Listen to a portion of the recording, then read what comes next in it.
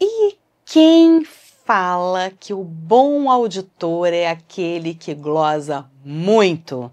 Você já ouviu falar sobre isso? Auditor bom é que desce a caneta, glosa pra caramba. Não! Sou Renata Ibiapina, sou médica auditora, médica anestesista, 25 anos de formada, auditoria médica, mais de 18 anos na minha vida, entrou pra ficar, entrou lá atrás, entrou e não saiu mais. Então aqui a gente conversa sobre auditoria médica na vida real. Auditor bom não é o auditor que glosa muito. Auditor que glosa em excesso, ele só evidencia uma falha de processo. Tem momentos em que a gente vai precisar exercer a glosa e exercer com fervor? Tem. Mas é toda hora? Não. Então, se eu como auditora, eu tô com frequência naquele mesmo prestador, ele é o prestador que eu assisto, que eu fui designado pela minha operadora e eu rotineiramente pratico uma glosa exacerbada nele, isso só demonstra que o meu processo não está ajustado. Vamos conversar sobre isso? Então pega papel, caneta, pega uma água, um café, que a gente vai ter muito assunto para falar. Então vamos lá. A auditoria médica, eu falo isso sempre, sempre, sempre, sempre. Ela é um processo, ela é uma análise de processo, ela tem que funcionar como uma engrenagem. Todos os setores que compõem a saúde suplementar, todos os setores que compõem uma operadora de saúde, eles têm que fazer isso aqui, ó. A engrenagem tem que rodar, tem que girar. A gente precisa entender que tanto o hospital quanto o prestador de saúde, médico, ou outro profissional da área multidisciplinar da saúde, ou a clínica que vai fazer os exames, o laboratório, seja quem for o agente, o personagem dentro dessa estrutura da saúde suplementar, ele não é o vilão da história. Existe uma parceria necessária entre o prestador de serviços e a operadora de saúde. Isso é um casamento. Eu, operadora de saúde, preciso do prestador para que ele atenda o meu paciente, o meu cliente, o meu beneficiário, e o prestador precisa da minha operadora de saúde para que eu gere clientes para ele, para que eu gere beneficiário, que eu gere paciente, que eu ocupe aquele leito que ele tem disponível para mim, que eu faça aquele leito girar, que eu gere renda para ele, que eu gere movimento. Eu vou falar sempre em movimento com vocês, porque movimento é o que faz tudo acontecer. Então, na auditoria, a gente precisa movimentar, a gente precisa movimentar o leito, a gente precisa ter rotatividade, a gente precisa não deixar as longas internações, os pacientes que a gente chama de pacientes moradores, acontecerem sem necessidade num hospital que não seja um hospital de retaguarda próprio para isso. Isso é conteúdo para um vídeo mais à frente. Mas o que eu quero dizer com isso? A auditoria, ela é movimento e ela é análise de processos. Então eu tenho uma engrenagem, essa engrenagem ela precisa girar, ela precisa casar, todas as etapas dessa engrenagem, elas têm que, os dentinhos têm que casar e ela tem que girar. Então, quando eu vou fazer a auditoria, eu vou fazer uma análise dessas etapas. Então, eu vou identificar em que etapas o meu processo está falhando.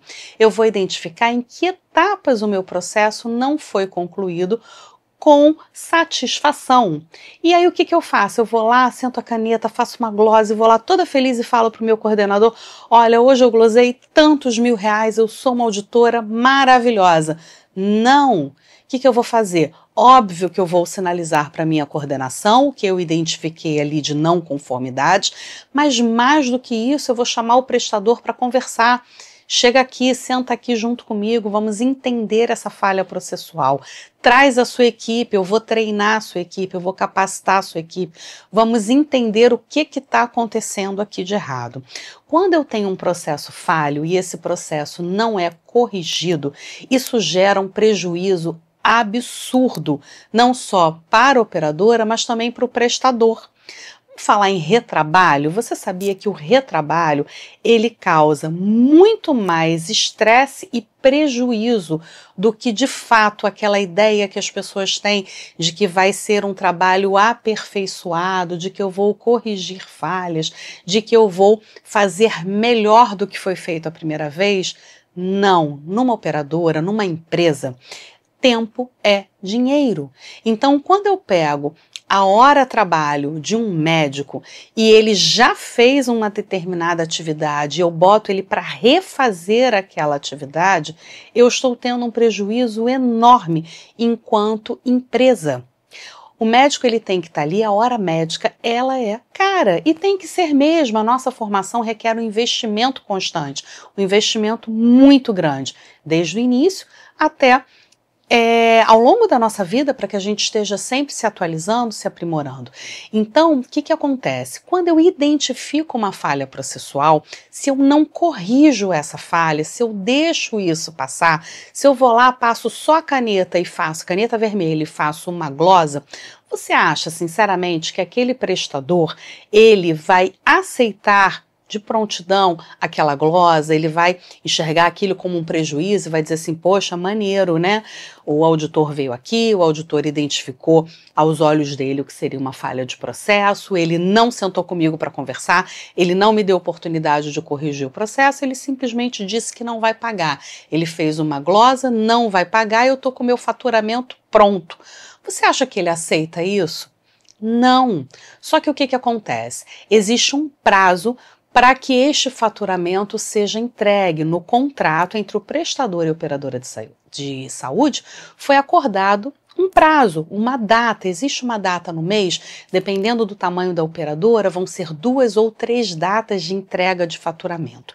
E aí, quando ele faz essa entrega de faturamento, esse faturamento vai lá para dentro da operadora, aí existe uma série de processos, de procedimentos, por onde uma esteira de processos, por onde esse faturamento vai passar até que ele chegue lá na parte final, que é a parte de pagamento. Você acha sinceramente que aquele processo que entrou com aquela glosa, ele vai seguir ali bonitinho até o pagamento, com o prestador se sentindo prejudicado financeiramente? Claro que não. O que vai acontecer? O prestador vai enviar, porque ele tem que respeitar a data de entrega, só que ele vai fazer com que essa esteira pare, porque ele vai pedir uma revisão de glosa. E depois da revisão de glosa, se ele não ficar satisfeito com o resultado, ele vai pedir uma reanálise de glosa. Então, o que acontece? Ao invés de eu ter um processo coeso do início ao fim, sendo trabalhado, custeado, sustentado uma única vez, onerando toda uma equipe, uma única vez, todo um centro de custos da operadora uma única vez, eu vou ter um processo que ele pode ser revisto 2, 3 ou mais vezes, dependendo do volume de não conformidades a serem discutidas, dependendo da importância, do tamanho, da influência que este fornecedor, que este operador tenha dentro da minha estrutura. Então eu vou ter retrabalho do médico auditor, eu vou ter retrabalho do operacional, eu vou ter retrabalho do financeiro, tudo do lado da operadora e do lado do hospital. Fora que o hospital vai emitir uma nota fiscal num valor que ele, a princípio, não vai receber, ele vai pagar impostos sobre aquela nota e ele ainda vai ter que fazer todo o processo, refazer todo o processo em função da reanálise, em função da solicitação de revisão de glosa, caso esse valor venha a ser modificado.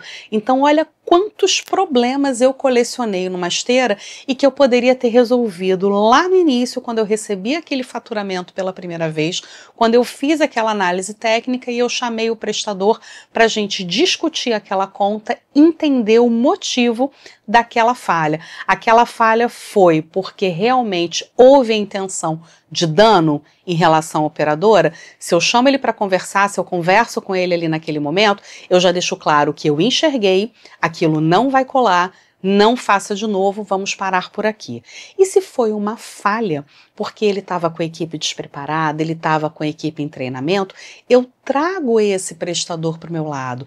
Ele se torna meu parceiro porque eu gero valor a ele. Eu o ensino a fazer do jeito certo para que nem ele, nem eu tenhamos prejuízo de tempo e de dinheiro.